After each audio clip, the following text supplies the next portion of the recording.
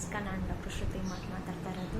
ನಾನು ಇವತ್ತಿನ ಟಾಪಿಕ್ದಲ್ಲಿ ಮೂಲವಾದಿ ಅಂತಂದು ಪೈಲ್ಸ್ ಏನಂತಿರಲ್ಲ, ಹಿಮರಾಯ್ಡ್ಸ್, ಇದನ್ನು ಟೆಕ್ನಿಕಲಿ ನಾವು ಹಿಮರಾಯ್ಡ್ಸ್ ಅಂತ ಕರಿತೀವಿ.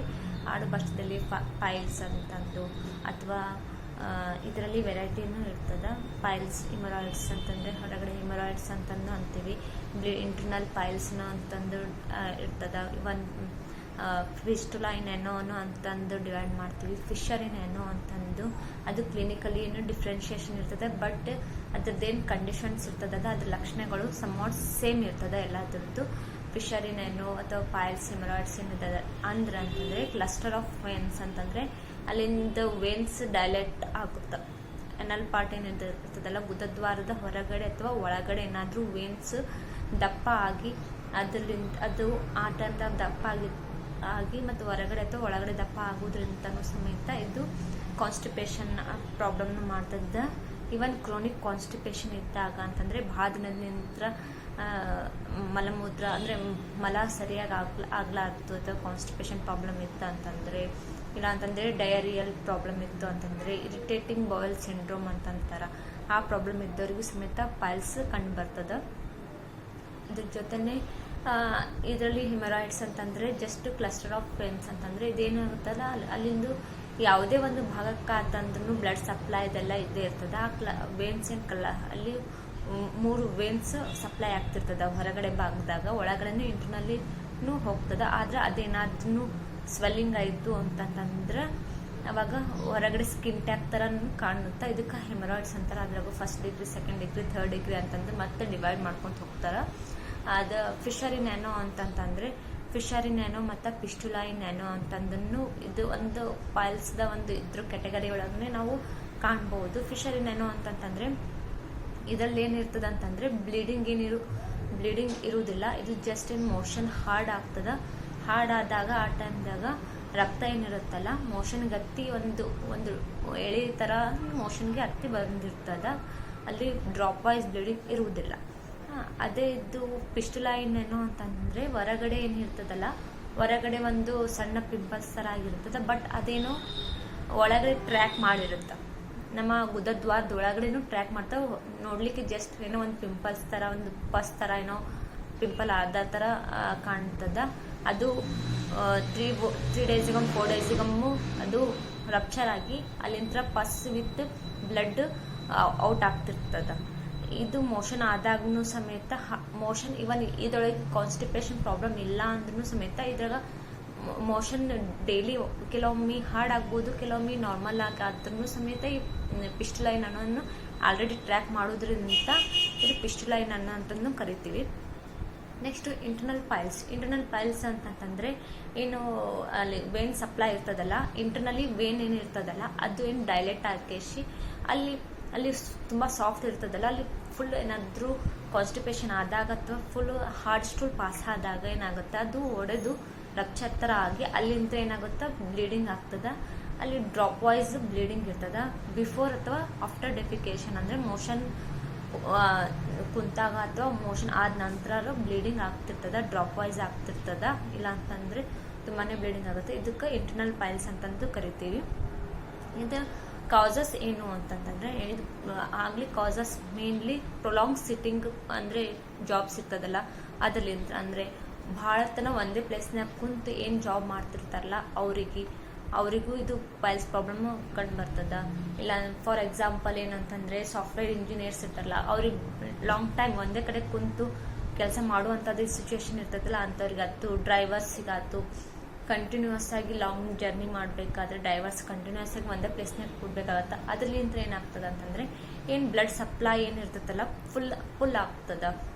ಅಲ್ಲಿ ಏನು ಗುದದ್ವಾರದಲ್ಲಿ ಬ್ಲಡ್ ಸಪ್ಲೈ ಏನಾಗ್ತಿರ್ತದಲ್ಲ, ಅಲ್ಲಿ ಏನು ಆ ಬ್ಲಡ್ ಏನಾಗುತ್ತೆ ಅಂತಂದರೆ ಫೋರ್ಸೆಬಲಿ ಕೆಳಗಡೆ ಪಾರ್ಟ್ನೇ ಫುಲ್ ಆಗಿ ಅಲ್ಲಿ ವೇನ್ಸ್ ಎಲ್ಲ ಡೈಲೆಟ್ ಆಗುವಂಥ ಚಾನ್ಸಸ್ ಇರ್ತದೆ. ಮತ್ತು ಟೈಟ್ ಕ್ಲಾತ್ ಯೂಸ್ ಮಾಡೋದ್ರಿಂದ, ಅಥವಾ ಇಲ್ಲ ಅಂದರೆ ದಪ್ಪನ್ನು ಥಿಕ್ಕಂಡ್ ಕ್ಲಾತ್ಸ್ ಏನು ಯೂಸ್ ಮಾಡ್ತಿರ್ತಾರಲ್ಲ ಅಂಥದ್ರಿಂದನೂ ಏನು ಪೈಲ್ಸ್ ಬರುವಂಥ ಚಾನ್ಸಸ್ ಇರ್ತದೆ. ಈ ಥರ ಇದನ್ನ ಹೆಂಗೆ ತಡೆಗಟ್ಟಬೇಕು ಅಂತಂದರೆ, ಪ್ರೊಲಾಂಗ್ ಸಿಟ್ಟಿಂಗ್ ಇದ್ದವ್ರು ಅಂತಂದ್ರೆ ಹಾಫ್ ಆನ್ ಅವರ್ಲಿ ಎದ್ದು ಸ್ವಲ್ಪ ತಿರುಗಾಡಬೇಕಾಗ್ತದೆ, ಒಂದು ಸ್ವಲ್ಪ ವಾಕ್ ಮಾಡಬೇಕಾಗುತ್ತೆ. ಕೆಲವೊಂದು ಸ್ಟ್ರೆಚಿಂಗ್ ಎಕ್ಸಸೈಸ್, ಅಬ್ಡಮಿನಲ್ ಎಕ್ಸಸೈಸ್ನ ಸ್ವಲ್ಪ ಮಟ್ಟಿಗೆ ಒಂದು 5 ಮಿನಿಟ್ಸ್ನಷ್ಟು ಒಂದು ಸ್ವಲ್ಪ ವಾಕ್ ಥರ ಮಾಡಬೇಕಾಗ್ತದೆ ಪ್ರೊಲಾಂಗ್ ಸಿಟ್ಟಿಂಗ್ ಇತ್ತು ಅಂತಂದರೆ. ಇದು ಮಾಡೋದ್ರಿಂದ ಸ್ವಲ್ಪ. ಮತ್ತು ನೆಕ್ಸ್ಟು ಫೈಬರ್ ಇಂಟೇಕ್ ಜಾಸ್ತಿ ತಗೋಬೇಕಾಗುತ್ತೆ. ಫೈಬರ್ ಒಳಗೆ 2 ಥರ ಇರುತ್ತೆ, soluble and non soluble fibre ಅಂತಂದು. ಸಾಲ್ಯುಬಲ್ ಫೈಬರ್ಗಳಲ್ಲಿ ಫಾರ್ ಎಕ್ಸಾಂಪಲ್ ಅಗಸಿ ಇರುತ್ತೆ, ಚಿಯಾ ಸೀಡ್ಸ್ ಇರ್ತದೆ, ಕೆಲವೊಂದಿಷ್ಟು ಫುಡ್ ಮಟೀರಿಯಲ್ಸ್ ಎಲ್ಲ ಬನಾನೂ ಇರ್ತದೆ, ಇವೆಲ್ಲ ಸ್ಟಾರ್ಚ್ ಕಂಟೆಂಟ್ ಇರ್ತದಲ್ಲ, ಇದರಿಂದ ಸಾಲ್ಯುಬಲ್ ಇರ್ತದೆ. ಅದೇ ಇದು ನಾನ್ ಸಾಲ್ಯುಬಲ್ ಫೈಬರ್ಸ್ನು ಇರ್ತದಲ್ಲ, ಅವು ಬಲ್ಕಿ ಅಂದರೆ ಸ್ಟೂಲ್ಗೆ ಏನಾಗುತ್ತೆ, ಬಲ್ಕಿನೆಸ್ ಕೊಡ್ತದೆ non soluble fibres. For example broccoli, cabbage, ಗೋಬಿ, ಆ ಥರ ಕೆಲವೊಂದು ಐಟಮ್ಸು, ಮೆಂತೆ, ಆ ಥರ ನಾನ್ ಸಾಲ್ಯುಬಲ್ ಫೈಬರ್ಸ್ ಎಲ್ಲ ಇರ್ತದಲ್ಲ, ಇವು ಬಲ್ಕ್ನೆಸ್ ಕೊಡ್ತದೆ. ಅಂದರೆ ಇದು ಸ್ಟೂಲಿಗೆ ಬಲ್ಕ್ನೆಸ್ ಕೊಡೋದ್ರಿಂದ ಸ್ಟೂಲು ಈಸಿಲಿ ಪಾಸಿಬಲ್ ಆಗ್ತದೆ. ಇದರಿಂದ ಏನಾಗ್ತದೆ ಅಂದರೆ ಫೈಬರ್ ಇಂಟೇಕ್ ಜಾಸ್ತಿ ಮಾಡಬೇಕಾಗುತ್ತೆ. ನೆಕ್ಸ್ಟ್ ತಡೆಗಟ್ಟಬೇಕು ಅಂತಂತಂದರೆ ಎಕ್ಸಸೈಸ್, ಕೋರ್ ಆಸನಾಸ ಅಂದರೆ ಯೋಗನೂ ಮಾಡ್ಕೋಬೇಕಾಗ್ತದೆ. ಯೋಗ ಒಳಗೆ ಅಂತಂದರೆ ಮೇನ್ಲಿ ಕೋರ್ ಆಸನಾಸ್ ಅಂತಂದರೆ ಅಬ್ಡಮಿನಲ್ ಸ್ಟ್ರೆಚಿಂಗ್ಸ್ ಯೋಗ ಇರಬೇಕು. ಅಂದರೆ ಮೇನ್ಲಿ ಅಬ್ಡಮಿನ್ಗೆ ಎಕ್ಸಸೈಸ್ ಆಗಲೇಬೇಕಾಗುತ್ತೆ, ಅಬ್ಡಮಿನ್ ಸ್ಟ್ರೆಚ್ ಆಗ್ತಿರ್ಬೇಕು. ಅಂತ ಆಸನ ಮಾಡೋದಂತೂ ಏನಾಗುತ್ತೆ, ಇದು ಪೈಲ್ಸ್ ಪ್ರಾಬ್ಲಮ್ ಎಷ್ಟೋ ಕಡಿಮೆ ಆಗ್ತದೆ. ಅಂದರೆ ಅಲ್ಲಿ ಬ್ಲಡ್ ಸರ್ಕ್ಯುಲೇಷನ್ ಕರೆಕ್ಟ್ ಆಗೋದ್ರಿಂದ ಪೈಲ್ಸ್ ಪ್ರಾಬ್ಲಮ್ಸ್ ಬರೋದಿಲ್ಲ, ಇಲ್ಲಾಂದ್ರೆ ಕಡಿಮೆನೂ ಆಗ್ತದೆ. ಫಾರ್ ಎಕ್ಸಾಂಪಲ್ ಪಶ್ಚಿಮೋತ್ತಾಸನ ಮಾಡಬೇಕು, ಪಾನಮುಕ್ತಾಸನ, ಯೋಗ ಮುದ್ರಾ, ಮತ್ತು ಪಾದ ಉತ್ತಾನಾಸನ ಅದು ಮಾಡಬೇಕಾಗ್ತದೆ. ಇವು ಮಾಡೋದ್ರಿಂದ ಏನಾಗ್ತದೆ, ಅಬ್ಡಮಿನ್ ಪಾರ್ಟ್ ಏನಾಗುತ್ತೆ ಸ್ಟ್ರೆಚ್ ಆಗ್ತದೆ, ಅಲ್ಲಿ ಆಟೋಮೆಟಿಕ್ ಬ್ಲಡ್ ಸಪ್ಲೈ ಜಾಸ್ತಿ ಆಗೋದ್ರಿಂದ ಪೈಲ್ಸ್ ಪ್ರಾಬ್ಲಮ್ ಎಷ್ಟೋ ಮಟ್ಟಿಗೆ ಕಡಿಮೆ ಆಗ್ತದೆ. ನೆಕ್ಸ್ಟು ಹೈಡ್ರೇಷನ್, ಜಾಸ್ತಿ ಪ್ಲೆಂಟಿ ಆಫ್ ವಾಟರ್ ತಗೋಬೇಕಾಗ್ತದೆ. ಅಂದರೆ ದಿನಕ್ಕೆ 4-5 ಲೀಟರ್ ಕಂಪಲ್ಸರಿ ನೀರು ತಗೋಬೇಕಾಗ್ತದೆ.